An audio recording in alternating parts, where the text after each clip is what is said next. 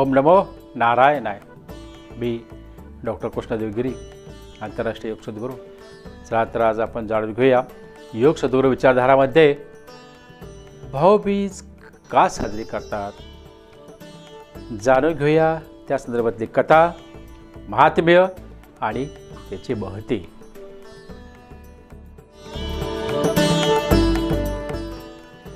दीपोत्सवातील शेवटचा पण तितकाच महत्त्वाचा सण म्हणजे भाऊबीज. बहीण आणि भावाच्या नात्यातील गोडवा वृद्धिंगित करणारा, नात्याची वीण घट्ट करणारा सण म्हणून भाऊबीज साजरी केली जाते. या दिवसाला यमद्वितीया असे देखील म्हणतात. हिंदीत या सणास भाई दूज असे म्हटले जाते. पश्चिम बंगालमध्ये भाई फोंटा या नावाने हा उत्सव साजरा केला जातो.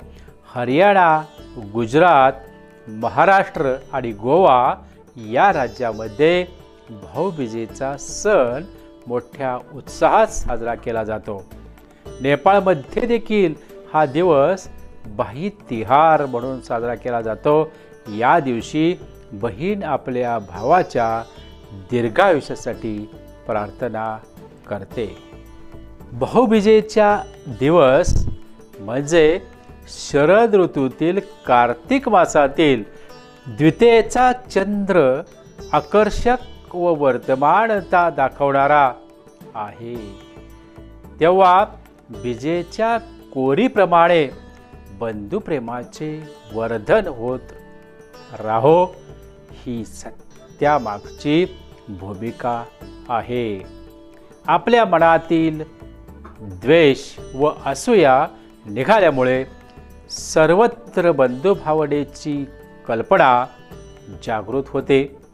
म्हणून त्याकरिता भाऊबीजेचा सण साजरा केला जातो. बंधू भगिनींचा प्रेम संवर्धनाचा हा दिवस आहे. आता भाऊबीज साजरी कशी करतात या संदर्भात थोडंसं बोलूया. कार्तिक शुद्ध द्वितीया या दिवशी भावाने बहिणीकडे जावे. बहिणीने शुभमुहूर्त बघून भावाला ओवाळावे. ओवाळताना भावाचे मुख पूर्वेकडे असावे. ओवाळल्यानंतर यमाच्या नावाने चौमुखी दिवा लावून उंबरठ्याबाहेर ठेवावे. बहिणीने भावाच्या आवडीचे पदार्थ तयार करावे. जेवणात तांदळाचा पदार्थ अवश्य असावा. भावाने ओवाळणी म्हणून बहिणीला भेटवस्तू द्यायला हवी. भाऊबीज का साजरी करतात. यमद्वितीयेची कथा, महती, महात्म्य जाणून घेऊया. भाऊबीजेची कथा. भाऊबीजेला यमद्वितीया का म्हणतात यामागे एक कथा प्रचलित आहे. या दिवशी देशातील काही ठिकाणी चित्रगुप्ताच्या मंदिरात जाऊन दौत्य टाकाची आणि चित्रगुप्ताचे पूजन केले जाते. या दिवशी यमराजाने आपली बहीण यमुनेच्या घरी जाऊन तिला वस्त्रे, अलंकार इत्यादी वस्तू देऊन तिच्या घरी भोजन केले. म्हणून या दिवसाला यमद्वितीया असेही म्हणतात. या दिवशी यमुना नदीत स्नान करणे अत्यंत पवित्र मानले जाते. यमद्वितीयेचे महत्त्व.